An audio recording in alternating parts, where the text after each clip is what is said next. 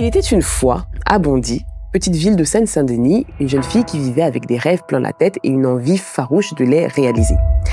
Amélia Mattar naît et grandit au sein d'une famille où le travail et l'éducation sont des valeurs essentielles.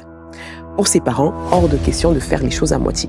Leur fille est née pour accomplir de grandes choses. Et au fond d'elle, Amélia le sait, il faudra travailler dur pour tenir cette promesse. À l'école, Amélia coche toutes les cases.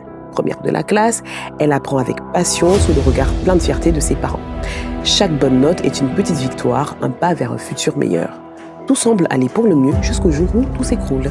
Un drame secoue son école, un élève est poignardé, et ce lieu où Amélia se sent en sécurité devient inquiétant.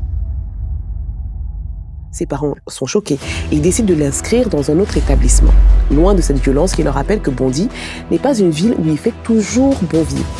Dans son nouveau lycée, Amélia entre dans un univers qui la déstabilise. Ici, les élèves sont sûrs d'eux, éloquents, excellents dans tout ce qu'ils entreprennent. Ils avancent comme s'ils étaient déjà promis à un avenir radieux. Amélia, elle doute. Ses notes baissent, sa confiance s'effrite et pour la première fois, elle se sent invisible. Mais Amélia est une battante. Elle s'accroche, transforme ses fragilités en force